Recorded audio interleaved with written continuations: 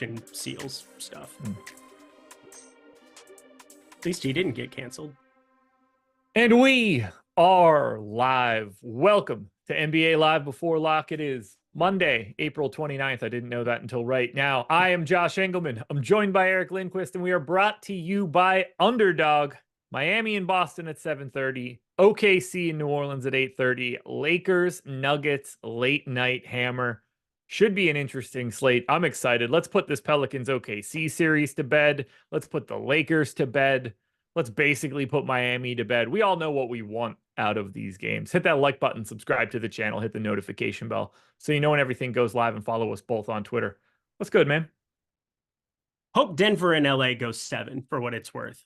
Very much looking forward to my Minnesota Timberwolves first playoff series win in 20 years into the next round. Feeling good about it here.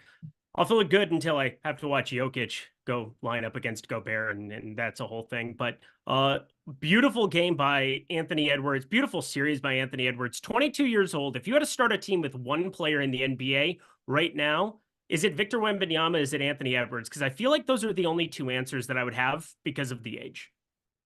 I would take Luka Doncic before I took Anthony Edwards.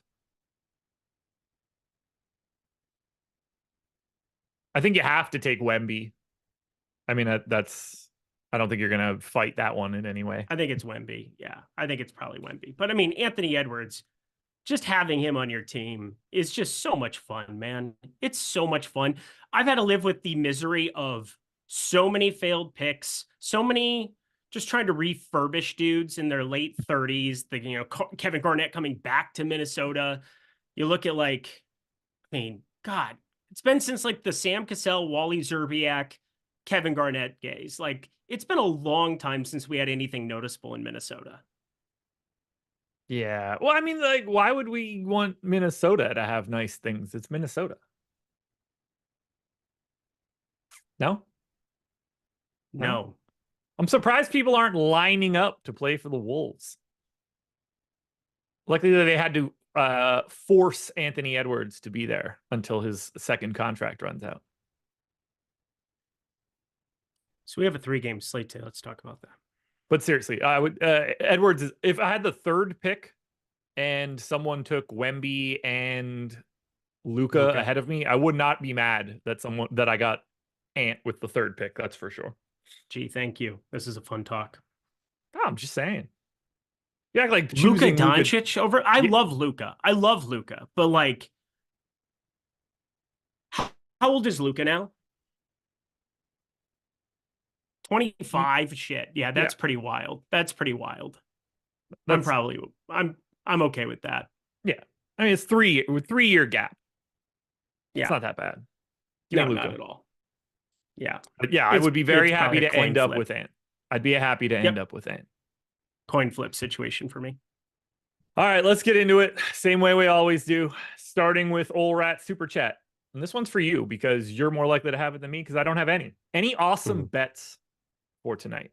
Oh, you didn't bet anything tonight? It's actually a pretty good little betting evening, especially when you get plus 125 for Mr. Nikola Jokic to triple-double.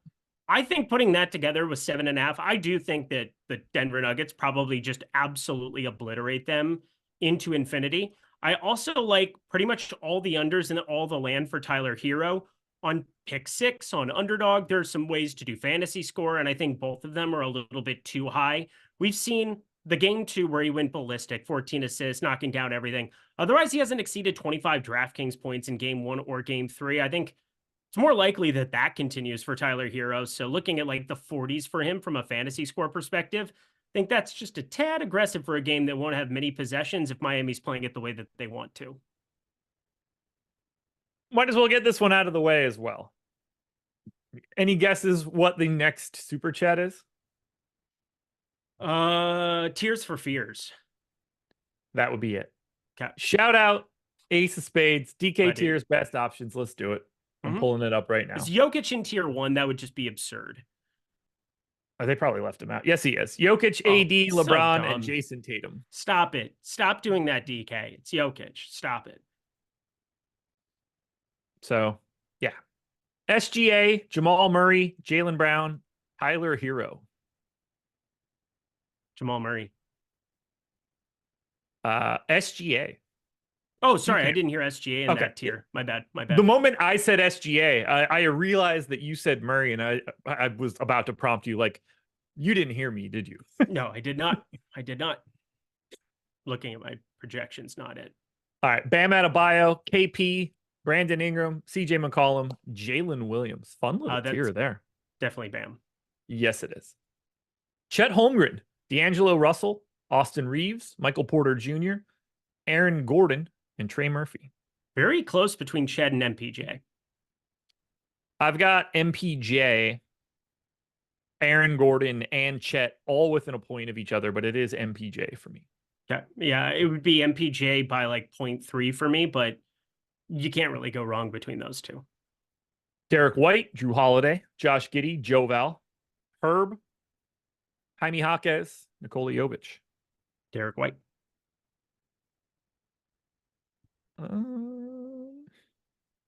Derek White it is.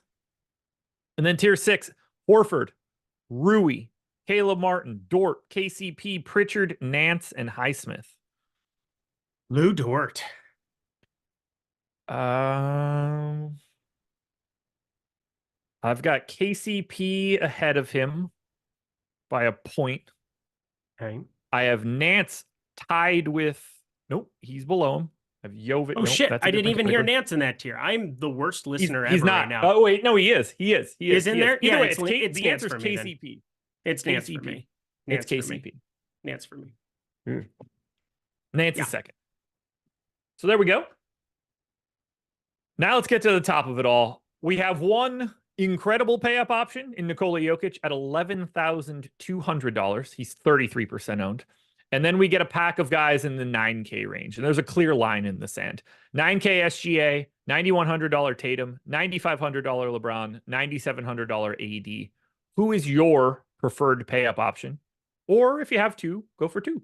Yeah, it's generally been the same two guys on these slates, and it's Jokic Davis, but I have way more Jokic tonight. Going back into Denver, only one day off in between for AD and LeBron, 7.5-point favorites, and Jokic is playing just ridiculous. I mean, come playoff time, just a different, I mean, he's good all the time, but he's just doing absolutely everything. Again, I like the triple-double narrative there. I think that this is something that, for me, working through rates, he's just standing out above the pack. This is a game I'm pretty sure Denver really, really wants to go all out. And they'll maybe push a couple of extra minutes for all of the main dudes. Not that they're going to go beyond the 39-40 that they've already been playing here in any way, but like if push comes to shove, if it's competitive third quarter, there are lots of ways that they don't take Murray, Gordon, Jokic, even MPJ off the floor. And you could be playing 40 plus in each one of those. So for me, I'm just here to jam some Denver Nuggets, and Nikola Jokic, the top tier rung for me. He's the second most exposed guy that I have up here, but I basically only have two of these five dudes. Jokic is one of them. Do you have a guess? SGA. Well, yeah, SGA is one with a bullet, but he is the second one that we're talking about here. Right around the field for Jokic. He's Nikola Jokic. He's on a completely different projection level than everybody else. I expect Denver to hold serve at home and win and end this. And if all of that is happening, I assume Jokic looks better than at least one of Anthony Davis or LeBron James. So narrative-wise, that fits what I want. SGA is the dude that I have here, though. Close to half my stuff. Only 16.5% owned. 9K. I just love everything about it. I think he's going to play around 38 minutes. I think the price is fantastic. But most importantly, I love the position for today. I don't think point guard looks the same as some of these other power forward and center type spots. We got a lot of depth there. I don't feel like we have the same sort of situation going at guard, other than the guy that I don't know the status of his calf at this point, also getting to Jamal Murray. We'll talk about that later. There's not much to talk about. You know, you play him until you don't, and otherwise play some Reggie Jackson. But SGA, like, he's the dude for me. 54% exposure for SGA. I have a couple shares of AD. I don't have LeBron. 2 lineups with Jason Tatum. Nothing crazy there. But I just look at SGA, 1.35 fantasy points per minute, not getting a ton of love at 16.5. I mean, he's the lowest owned dude of the pay-ups in a spot where he's expected to win. What's not to like? Herb Jones. Fair. That's fair. I mean, that's been the main thing, is that Herb Jones in this matchup, and it's just there aren't a lot of shadow covers in the NBA that you think about.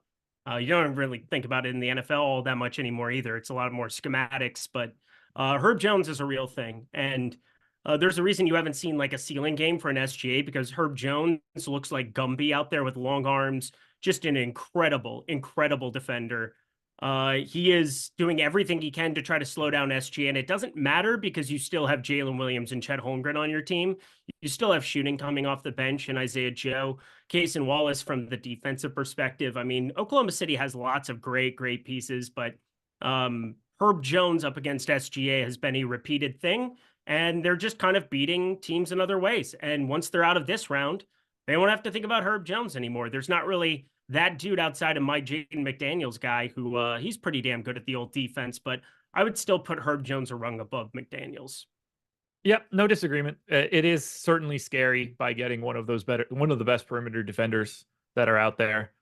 But he's 9K now too, so it's like, this is a 10K player, you're getting a 9K, so it's kind of pricing in what we've seen at the beginning of the series. And there are lots of ways Herb Jones doesn't end up on the floor as much. First off, New Orleans is searching. They can't find anything that they like right now. Talked to you a little bit beforehand where it's like, how much small ball Najee Marshall do we see? Herb Jones has gotten ripped off the floor in elimination games. We saw that the game before the Sacramento one. I'm trying to remember who that was that they were playing, but definitely the Lakers. But there are ways that Herb Jones doesn't necessarily play 40 minutes. So that's happened multiple times throughout this series. So Herb Jones, again, I definitely look at him as one of the more elite defenders out there, but now you're getting the price considerations. Also, he's soured on people, but from a projection standpoint, he's got nearly 50 fantasy points there at 9K at point guard. Jamal Murray's at point guard. I think D'Angelo Russell's a guy that it sucks. I jammed him in game 2. It worked out. Did not work so well for everybody in game 3 and 4. Gunnar Henderson home run. My God, this guy's out of control. But SGA friends, there's no doubt that now you're getting that price adjusted for the matchup there. And then when we get to the next round, you're probably looking at some correction where SGA will be too cheap and we're playing a lot of him. I'm going to read off a bunch of names of guys that have point guard eligibility that have more ownership, excuse me, than SGA. Now, obviously, like, these guys have different prices, but makes me feel good to take a stand on the guy that I think is the best in this group. Jamal Murray, CJ McCollum, Brandon Ingram, Jalen Williams, D'Angelo Russell, Derek White, Josh Giddey, almost Peyton Pritchard, almost Austin Reeves. Like, they're all the same. There's barely any other point guards. Here are the only point guards that don't have more ownership than SGA. Tyler Hero, DeLon Wright, and that's basically everybody that we should be naming. You know, like Case and Wallace is there at 3,300. Now we're not even remotely talking about the same thing. He's just not getting all that much love, and I get that he's going to have a difficult defensive matchup. I also think that he's a really clean path to the top if OKC handles business here. I'm definitely with you. I have a lot of Case and Wallace. We talked about that before the show. I would say SGA is the most comfortable. Like, I'm far more comfortable playing over the field SGA than I am playing over the field Jason Tatum. Do you agree with that or not? Yeah, there's like, it's sort of the same situation in that, you know, if it's not Tatum, it could easily be Brown. It could easily be Kristaps Porzingis. It could easily be Chet. It could easily be Jalen Williams. Like, it kind of feels pretty similar, but very, very slow Miami-Boston matchup, and a closer matchup for OKC than it is for Boston. Like, Boston can, I don't want to say this because they will absolutely sleepwalk through it, but they can kind of sleepwalk through it. Yeah. And that's what the worry is. I mean, we've seen 27.5, 26.5 points for Jason Tatum's points props through the last couple of games.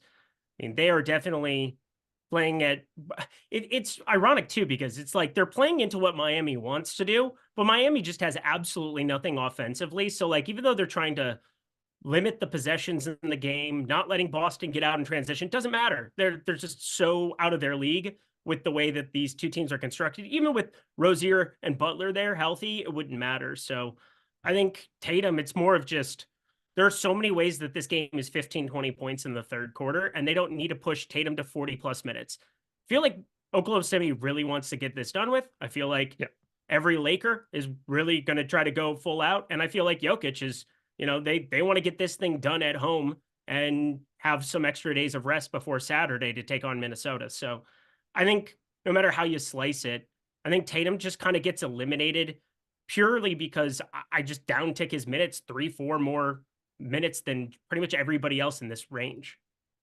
Anything else you want to touch on here for the Paps? Do we want to have any sort of LeBron James AD conversation? I mean, AD is like the highest owned dude on the slate. There is that.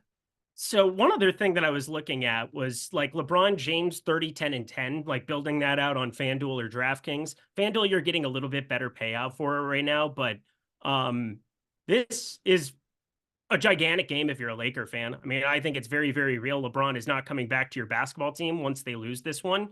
They're 7.5-point dogs, but doesn't LeBron play just about every minute LeBron wants to play in this spot? It's only one day in between, which makes me worried that like we don't get 44 minutes, 46 minutes for like LeBron and AD, but I still feel like it's one of those spots where, we've seen the Anthony Davis games 1 and 2 there right back to back in Denver.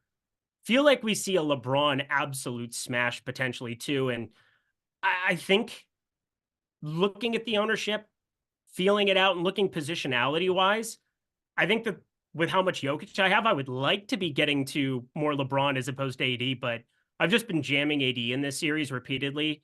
Has worked out pretty darn well. I think the Jokic side, I'm just a little bit higher on tonight going back into Denver under the circumstances, Minnesota closing it out. But for me, it's looking at AD and just seeing that he's 9,700. It's like, how do I get away from playing more of that based on what we've seen and his usage as opposed to LeBron? But this definitely feels like I should probably bet LeBron if he's at half the ownership of AD and just say that 30, 10, and 10 game, I've got it covered. My only concern for LeBron, and LeBron in particular, more so over AD, is just simply coming into elevation today. The difference between playing everywhere and then, coming off of a game 2 days ago to save, like, you're emotionally trying to save your season in that spot. You do it. And now that you're on a plane and you're heading to the defending champs in the place that has the biggest home court advantage. Like, we're going to see, I would imagine we're going to see a pretty tired LeBron James when he gets to the fourth quarter, if it matters at that point. I'm hoping that works for LeBron. Not having a lot of AD is absolutely a concerning thing for me right now because he projects well. If he were power forward eligible still, I'd be way more nervous. But we already know that we're locked. Like, I don't want to say we're locking down a center spot, but you're competing to a direct spot with Nikola Jokic. And then there are a lot of other center options that you can get to, whether that's Bam Adebayo, Al Horford, if you want to play him there, Larry Nance, Chet. Who else am I missing?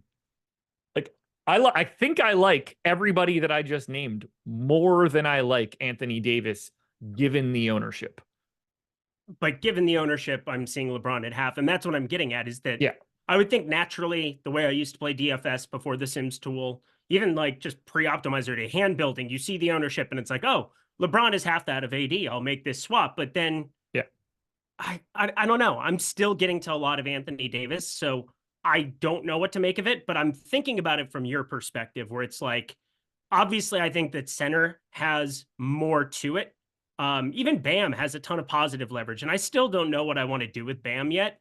I think that'll be a good discussion. I think Tyler Hero, there's just no way a lot of ownership is going to come through him. If Miami's going to be competitive, I feel like they're going to need a big Bam game like that. It just hasn't shown up. The assist rate, I'm still just so weirded out that, I mean, Bam Adebayo 3-4 years ago, pre-Jimmy Butler, that was the thing that was so impressive to me about Bam Adebayo was his distribution, his ability to pass as a big. That was what made him so much better than Hassan Whiteside and such like an obvious, like, how do you not side with the Bam Adebayo side of that? But like, we haven't seen that in playoff basketball with Bam without Jimmy Butler on the floor. And I don't know what to make of it. I'm not sure if you have any read on it, but like, this feels like somebody that we're going to get really, really low ownership on. And just because he hasn't done it yet doesn't mean that it's not there. He's in 48% of my lineups. Oh, fuck. Okay, cool. We're dead. I have 28% of him right now. I was thinking about giving him a little bit of a bump. We have him around 42 fantasy points. I had him at 40.5 and he was showing up in 28%. Yeah. So this is a very uncomfortable play that I think you just have to make today. I have him at 44. Jesus. I am heavier than the industry. I noticed that. Yes, that would be a little bit better. I mean, he's 7,900 now, and every time I go back to him working through everything, it's like I want to play him more than I want to play Chet. I want to play him. I'm not going to play any J-Val, but I have so much Jokic, and the Larry Nance thing isn't like a jam for me today. I was going to jam, and then I mean, even just talking for a second before the show, and then hearing what you're doing with Bam makes me more confident that we're on the same path there, where I think Bam is the leverage play you really want today. I mentioned how I'm heavy on Bam in the industry. Here's how easily you can get to a point where you're projecting somebody like 3 points ahead of everybody else. I went 38 minutes. Mm-hmm. Two places that I'm looking at have 37, another has 38. Here are the per minute rates that I have, and then the three other that I'm looking for comparison. I have 1.16. One source is 1.12, one source is 1.13, and one source is 1.11. That's barely a difference on a per minute rate. But just having like 400ths of a point and an extra minute is enough to change the way that I look at Bam. The margins are that thin when you're looking at projections like this. But for me, it's going to get me to Bam. But we got something more important to talk about than whether or not I'm rostering Bam Adebayo. We can save that for the GPP plays section of this show. But now we're going to ignore what Eric's pointing at and figure out who is the exotic play of the day. I tried. Well, you failed. Normally do. That's what Mom said. You said it, not me. She said it first, so it doesn't matter. It takes away all the sting of your sarcasm. It's truly incredible that your sperm made it. Think about how dumb the rest of them must have been. It's crazy, right? Thanks, pal. Look, like you succeeded at you won that GPP incredibly with a dummy lineup. Chromosome GPP. Yeah. Who's the exotic play of the day, sir? You're so mean to me. I really don't know why I show up to work sometimes. Anyway, we are friends looking at some pretty thin exotic plays. I mean, Chet Holmgren's pulling quite a bit of ownership. We've got Kristaps Porzingis not really pulling anything there. We've got a number of pieces here. I'm getting away from Josh Giddey at 24%, 25% ownership. So that's one that I'm pretty comfortable fading because there's just such a downside to it. And that kind of doesn't leave me with a ton of options, but I'll just go to the top then. The guy that I have the most of, he is very exotic and very good at basketball.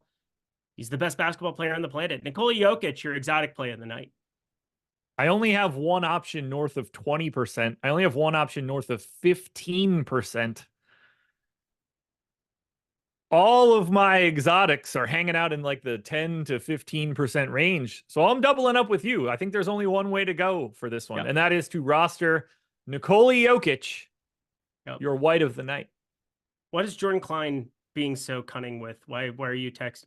Why is he being so crafty? What are you doing, bro? Trying to throw me off my game? What are you doing?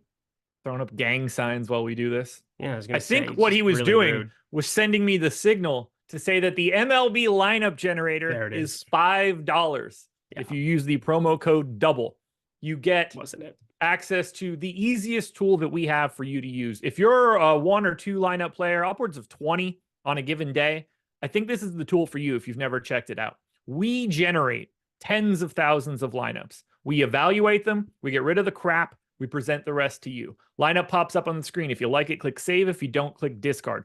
Pick your stack size, contrarian, balanced, or chalky. Lock players and swap players in. You'll get projections and ownership information on that lineup. If you like it, click save. If you don't, click discard. Another one, boop, pops right up. Can't beat it. Great on mobile. Export up to 20 via CSV. If you hate the tool, if you use it and you think, man, this was a giant mistake, you're not going to think that, but just in case you do, you're only out $5. Cancel at any time. You're not locked into anything. This deal is going to go away. But if you've been wondering what our MLB side looks like, this is the perfect taste test for you guys. Link in chat or the description. $5, promo code DOUBLE. GPP plays. I got a couple pretty sizable stands today. I'm hoping that we overlap on some of them. Where are you going? Larry Nance. Jamming Jokic. I have a ton of Larry Nance right now. I'm going to trim it down though, because the Bam Adebayo thing sounds really, really fun.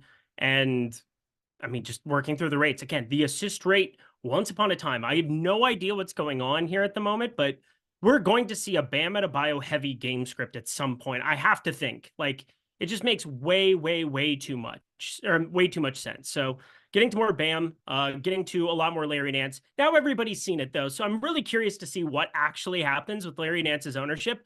I think it's very, very live to fluctuate. We just had him at 18%. We just adjusted it to 31.5%. That makes me a little bit more comfortable trimming it down. We just saw the game script. Jonas Valanciunas plays 12 minutes. You see Larry Nance not play the full allotment of those minutes at the 5. They went to some Najee Marshall, but still feel pretty confident that Larry Nance at 4,600 is a good salary saver. I think Lou Dort is just necessary chalk at 4,400. We saw the minutes increase to 39. He has absolutely put Brandon Ingram in a blender, just absolutely tilting him to no end.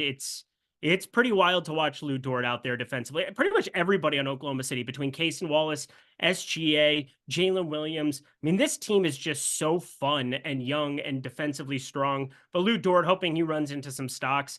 Not really a tournament play, though. And then D'Lo, 6,100. I don't know what I'm supposed to do with D'Lo, Reeves, any of these guys, but it would appear that D'Lo, I just need the 6,100, like a mid-range point guard type option. And I refuse to hold hands with 25% of the field on a Josh Giddey there at 5,500. And as such, I'm just landing into the more D'Lo heavy spot. At least he didn't get ripped off the floor. They didn't bench him for game 4. They have to just kind of live and die by him. And hopefully he can continue to knock down threes and be somewhat productive out there. But got a lot of him. And on the cheap end, Case and Wallace, I'm 3Xing the field, sitting at 10.4% ownership. Got nearly 30% of him at the moment. And I think this is kind of the salary saver at 3,300. When you work through some of the minutes, we've seen him have a pretty sizable role over that of an Isaiah Joe, over that of, Gordon Hayward, who played all of 8 minutes last time out. I think Casey Wallace is just like a comfortable guy who, if I get 15, 18 fantasy points from him, I would be kind of ecstatic with how much Jokic I have. I'm basically aiming at that super ceiling with him. I have 6 guys right now where I'm basically 2Xing the field, and I have these guys in like half of my stuff. Pretty sizable stands. My priorities in GPPs right now. Aaron Gordon is number 1. Now he's pulling heavy ownership. I'm going up above and beyond on that. I gave him 39 minutes. He's 6,300, power forward eligible. I have him ranked as my number 1 guy overall. I'm willing to eat that chalk today. I think he's just going to be out there a ton. His rebounding has been fantastic. I expect that to continue. Salary is certainly reasonable. Bam Adebayo is 7,900. He's in close to half my stuff right now. Only 14% owned. I like that as a way to be a little bit different in the large field contest. I do have him projected a little bit heavier than most people do for today. If Miami has any opportunity to win this game, you would expect Bam Adebayo to have at least a little bit of something to do with it. Unless they're going to go out there and make 55% of their threes again, which, it's Miami. They do it from time to time. I'm going to take my chances on a $7,900 Bam, trying to save everything here. You mentioned Lou Dort. I don't have much to add. He's in 64% of my lineups. I'm 2Xing him. The price, the minutes, the position, completely perfect. You need like 24 plus. You need 24 fantasy points out of him to feel good. That is not all that crazy. I think he's done it in the last 2. KCP is a guy that I've got a pretty big stand on. He's basically just the shooting guard version of Lou Dort for the Nuggets. Similar price point, similar per minute rates. Just a guy that's going to be out there a ton. SGA, who I already mentioned. And then I am taking a pretty sizable stand on Jamal Murray. He's 30% owned. I have 56. I hope he plays. If he doesn't play, I have so much exposure to Denver that I'm assuming I'll be able to swap around pretty easily, get some sort of combination of these guys. Do you have any lean on Murray, or are you just like, he plays until he doesn't? Well, I think the thing I'm most terrified of is Reggie Jackson's pretty dinged up too. And I don't think Reggie Jackson's the guy who might benefit the most. I think Christian Brown is probably the guy that we could see play a more hefty role. I would really want to play Christian Brown. I'll play some Reggie Jackson too, but like, I think what's uncomfortable is like Reggie Jackson left the crypto.com arena, it is now, left that in a boot the other day, 2 games beforehand, ended up playing, but like didn't look great. And I don't really think they'll want to push him into like massive, massive minutes. He's so cheap that it won't matter. I'll get to some, but I think Christian Brown becomes the guy I'd most likely jam in that news if that news drops that way. I don't know how easy it'll be to land on him with the exposure. I guess it just depends on the timing of that news. Does it come before Oklahoma City and New Orleans, or doesn't it? I'm with you where I think Jamal Murray's somebody that I'm going to be, well, you have double the field. I'm just barely over the field here at 34%, but I think he plays. I don't think there's going to be any crazy limitations on him when he does play, but if I had to set it at a number, I'd say like 70-30 he plays. I'm hoping he does. That's for sure. Yeah, if he doesn't, I mean, what would you want to do? Because obviously Michael Porter Jr., Gordon, everybody gets a bump. And part of me betting Jokic was like, hey, there's at least like a small chance that we don't see Murray out there and the assist rate will go balloon. And there's definitely an opportunity for him to just go out and smash the way he's been doing this entire season still. It doesn't help them winning the basketball game, but it surely helps everybody's rates. And I think Christian Brown, we could see like 28, 30 minutes from him. It's all going to come down to who they name the starter. It's hard, like whoever that dude is that would take Murray's spot is the guy that you probably want to prioritize to start. Yeah. But then everybody else, like Christian Brown is certainly going to get a minutes bump at that point. Like it's not just going to be one guy. I think it would be Justin Holiday, just from like a ball handling perspective that they might do it with, but I would see Christian Brown playing more minutes, if that makes sense. Sure. All right. Deuce Trey hit us with the, all right. Deuce Trey hit us with a member message and a super chat for FanDuel plays for cash. Let's read off that ownership table quickly. Aaron Gordon, power forward. Jaime Jaquez, whichever position you want to put him in. KCP, Nikola Jovic. All four of those guys got to be there. Probably using Larry Nance. Dort. Are you probably getting to Jokic if you have enough salary? You're probably saving enough across some of those spots. And then Josh Giddey, point guard. Yep. And then Mr. Big's DK cash core, 4 plays plus a cheap play. Michael Porter Jr., Larry Nance, one of Anthony Davis or Nikola Jokic, Aaron Gordon, Lou Dort. Sounds about right. Probably KCP if you're trying to fill shooting guard, because that's kind of bleak today. Yep. And then Darren Unger wants favorite plays from each position on FanDuel. Favorite plays. I just ran something because I had a feeling somebody might ask, and I hadn't ran anything yet. We got some updated ownership on Nance, it would appear too. So that is something that's changed from me from earlier this afternoon till now. But on FanDuel, let me ownership here. Highest owned at point guard. First guy listed Jamal Murray, so that's terrifying. First guy listed at shooting guard, Lou Dort, small forward as well. Jaime Jaquez, small forward. Power forward, Michael Porter Jr., somebody that I'm playing quite a bit of there. Playing him quite a bit on DK as well. Him and Aaron Gordon, I think, are really interesting guys. I like the Denver side of things to maybe get a little bit more than the field. Nothing crazy over on DK. And then center, Larry Nance at the moment over there. There we go. Well, we worked through our GPP plays. We've talked about basically everything that we could do from that extent. We've covered all of the super chats that are in right now. So there's only one thing left to do. We talk a lot about GPP plays. I need one that is going to blow your ding dong right off your body. Who is the nuke of the night? Slap into base, slap into base. A slap at the bass. My face is really, really ridiculous on that. It makes me want to eat a fish taco. My face makes you want to eat a fish taco. Slap at the bass. Oh, slap it. Okay. Gotcha. Friends, nuke of the night. I'm not going to go Jokic. I'm not going to double up exotic play nuke of the night. I can do you one better than that. I appreciate everybody, looking out and wanting to have different takes and things of that nature from me. But we got to find some savings. We got to find ways of being different on this DraftKings slate, or, calculated, if you will. And first thing you want to be doing if you're taking a look over at our tools at Stochastic, and the Sims tool obviously is incredible, but I always incorporate the boom bust tool. And one of the things that always blows my mind is when you look at the optimal and you look at the leverage score and you see somebody that it's like, I can't believe how low owned they are.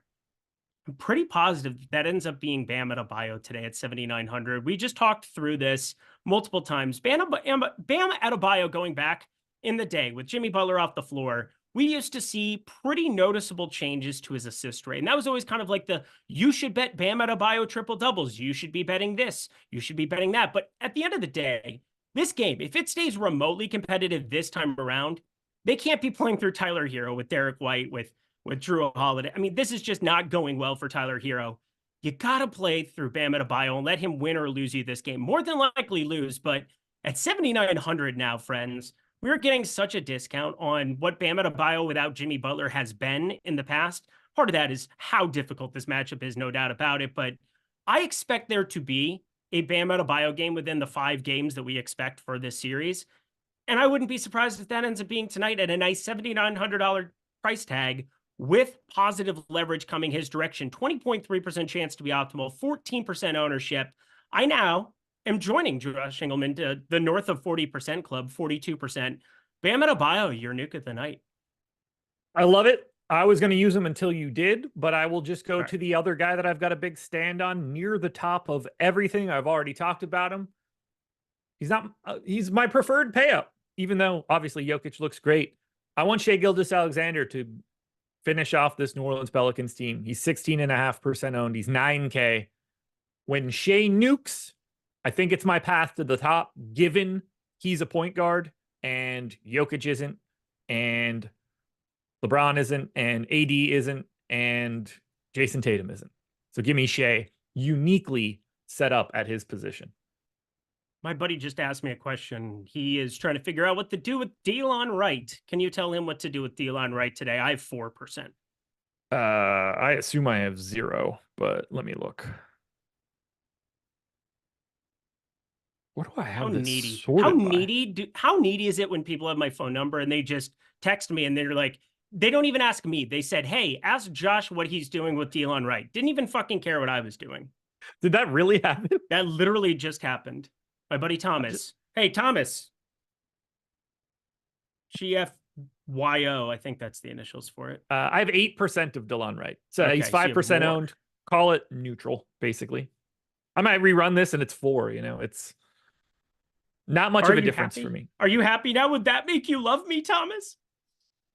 I love that just happened, though. That makes me feel great. I don't. I got so tilted by it that I just had to draw attention to it and let everybody know that Thomas is a terrible person. Well, that's fantastic. That makes me happy. Mm-hmm. Didn't ask me, hey, what are you doing with Delon Wright? Said, hey, ask Josh what he's doing with Delon Wright. If he would have asked me what I want to do with Underdog, oh my God, I could have gave him that sort of answer too. You can get up to $100 on your first deposit at Underdog as long as you click the link in chat or the one in this description. It's a great deposit bonus to start. They have everything. Underdog is like I don't know what the word I'm looking for is, so I'm not even going to try to do it. But they have everything. Pick'em contests for people in non-legal betting states. You could 20x your money. Daily fantasy contests, very similar to FanDuel and DraftKings. Large field GPPs with daily drafts. They have Best Ball, and everybody knows them from Best Ball. They just dropped the payout structure for the NFL this year. Looks awesome. I wish that I cared about the NFL, but if you care about the NFL, then you're probably playing Best Ball at Underdog. They also have playoff drafts for the NBA, for hockey, for PGA majors. It is a one-stop shop for everything you could want to do for Best Ball, fantasy, and pick'em. You guys can sign up using the links in chat or the description. Who are you fading? A lot of people. Josh Giddey is number 1 on my list here. Let me see how much I ended up with at the end. 2%. I have 2% Josh Giddey. That's enjoyable. I'm playing 60 lineups today. I just don't find myself landing on Josh Giddey in any way, shape, or form. He's been popular a lot of these slates, and coming off of a game where, oh, look at that, Josh Giddey, he's getting hidden over on Larry Nance, and they're just doing all these smart kid things. Teams make adjustments, and Oklahoma City has shown a propensity to rip Josh Giddey off the floor. I got to think New Orleans plays one competitive game in this series. I mean, we saw game one be competitive for what it's worth, but I'm saying one more after the fact here. And in that competitive game that we saw in game one, Josh Giddey didn't play all that much. And so for me, if I'm going to play more Case and Wallace, I think it makes sense that I'm going to have less Josh Giddey. So for me, that's kind of a directly proportional swap that I'm making between the two, playing more of Case and Wallace's salary relief here today as well. And then KCP, this one feels gross and horrible. We're talking about how much Denver we have, and I'm sure that they really, really want to go win this game. If you get Jamal Murray out, maybe I'll reassess this one to a certain extent, but Kentavious Caldwell-Pope is pulling a ton of ownership, 28% at 4,700.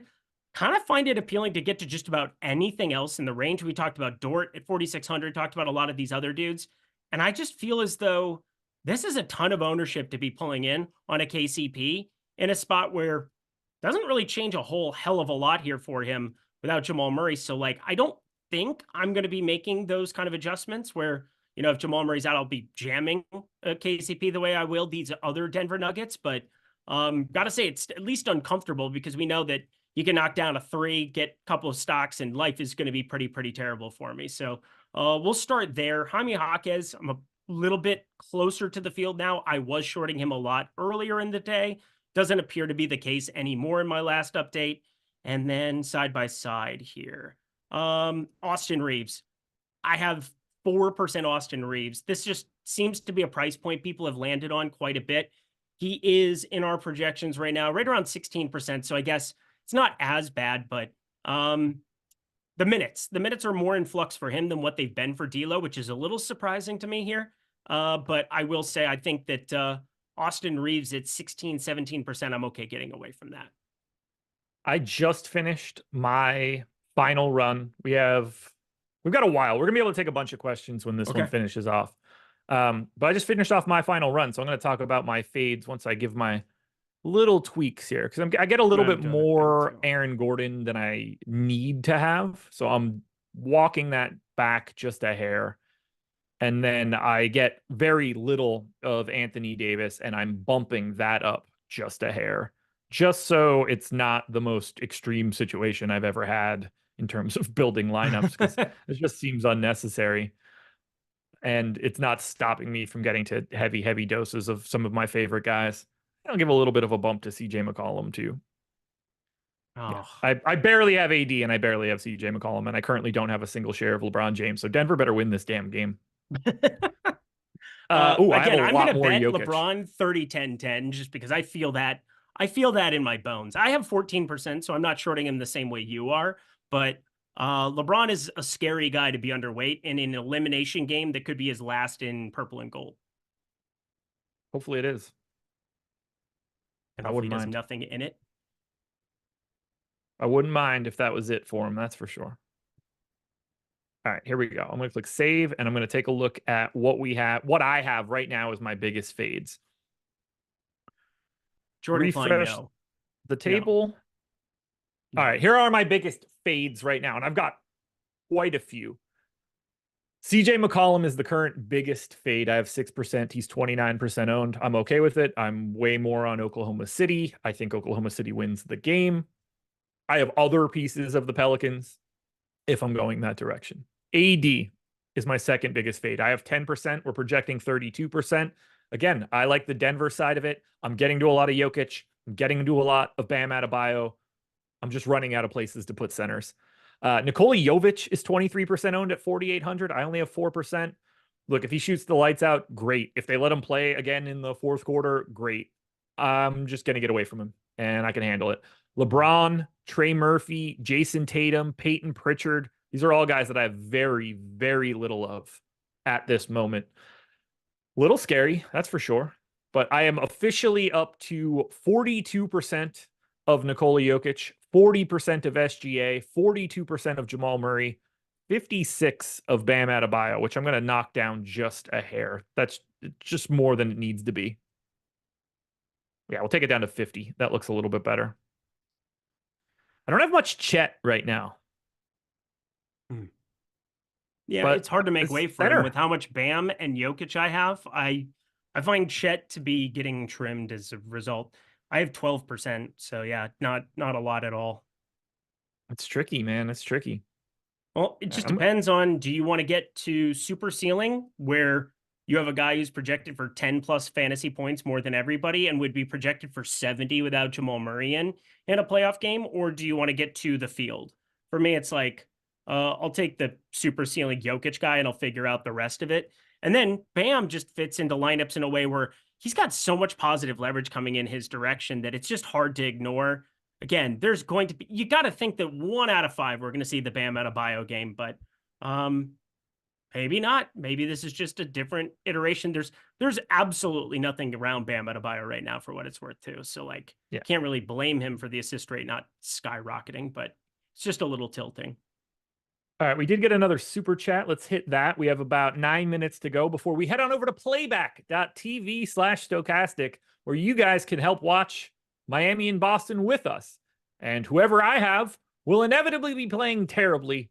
And you guys can hear me bitch about it for an hour until I sign off, and then that guy can be good again. But first, we're going to hit Darren Unger's super chat. Ingram, Russell, Gordon, Murray, MPJ, Jovic on FanDuel. 3v3 FanDuel question? Sure is. Okay. Let me just find it. Ingram, Russell, Gordon. I mean, it's Murray, Ingram, MPJ, Russell, Gordon Jovic. for me. Is it for me? FanDuel Murray is so popular in my lineups over there. So Nikola Jovic is 5K on FanDuel. Now he's 40% owned, but I don't like that price point. Michael Porter Jr., Ingram, Russell, and Gordon. And we are going to paste, and we are going to copy, and we are going to sum equal sum of B2. And we're going to give you 3.4 towards the first one, Ingram, Russell, Gordon. There we go. I felt like you for a second. That felt good. That felt good. Who's got questions, folks? We've got a couple minutes and we can hit them. If they're 1v1s and 2v2s, please go to stochastic.com. Go to the free player compare tool for DraftKings and FanDuel and load that question up for yourself. You'll get projections, ownership, optimal rates, boom and bust, along with a score that tells you which side is better. Save yourselves the time. Definitely get the answer by going to stochastic.com and using the player compare tool. Again, it is totally free. Jordan, if you can, drop that link. There it is. Never mind. Hit that button because that's what we're looking for. I'm nervous, but I like my lineup structure today. I'm just scared of, I'm always scared of the guys I don't have and not happy for the guys that I do. Can we talk about the cheap guys that we have that make me want to just fucking jump a bridge? Okay, cool. So Casey Wallace, obviously. How much Najee Marshall do you have? 16. I have way more than that. So this is bad. I have tons of Najee Marshall, 36% Najee Marshall, and that's too much Najee Marshall. I think out of the cheapies, I mean, DeLon Wright, I'm not really getting to. I thought I would because I played him pretty heavily coming off of the game one. Didn't feel all that chasey because it was just a pure minutes thing. I think we walks back into that 20 plus minutes here again. Duncan Robinson is obviously either not healthy or has zero interest in being played by Eric Spoelstra ever again. So that's cool. Good thing he's under contract for infinity dollars.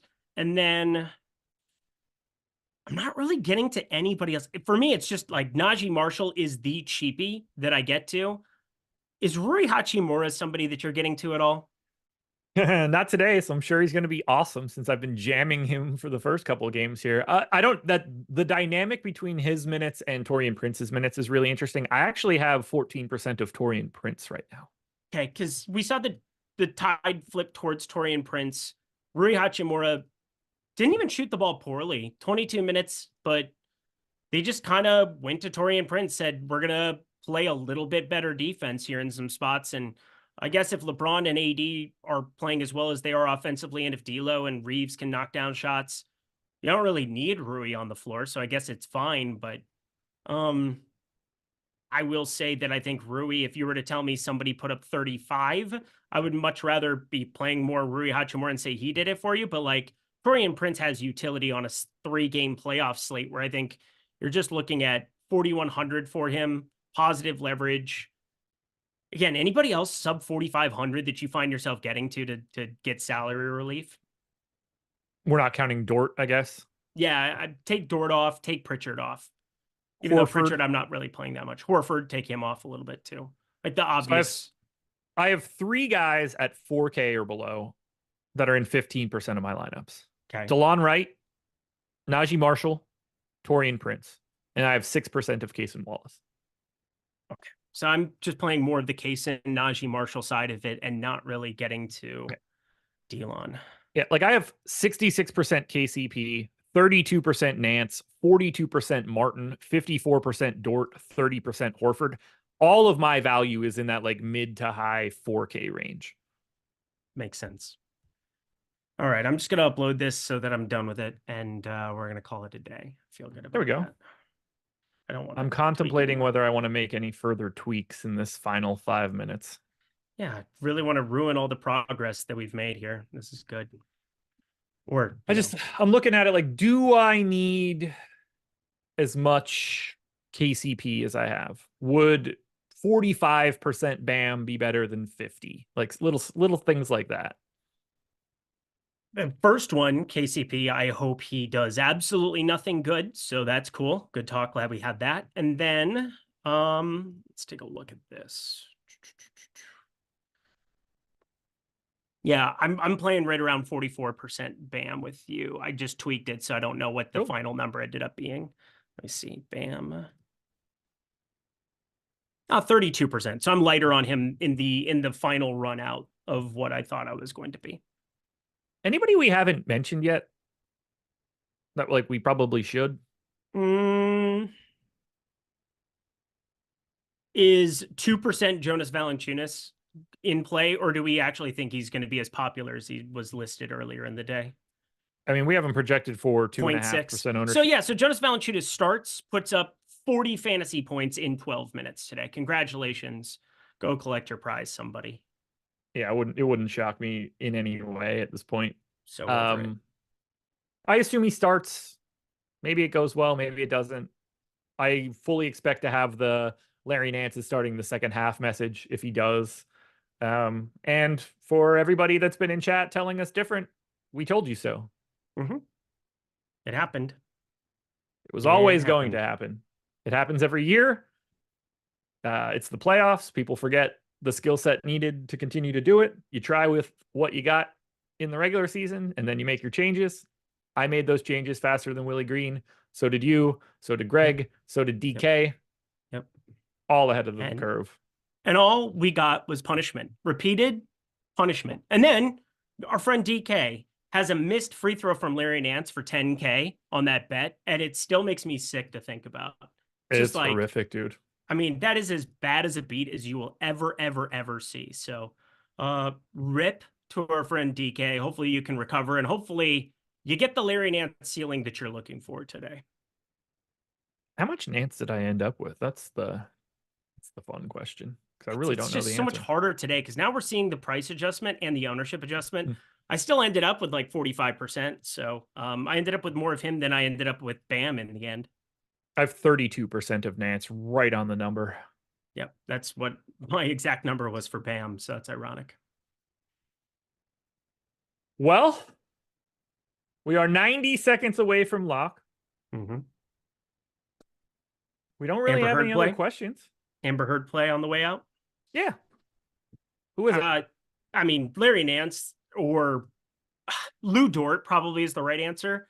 He was your highest owned. He's my highest owned. It feels stupid having Lou Dort, but like, it's a dude who plays 39 minutes sub 5K with small forward positionality. And like, I just don't see how you don't play an absolute metric ton of him today. So for me, as much as I would love to get away from Lou Dort as a chalky option today, I just realistically don't see it. He should be in a lot of your lineups.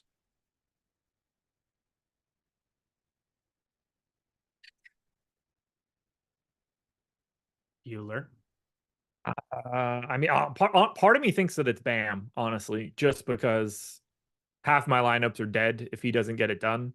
He's my cleanest path to like a non-duped win.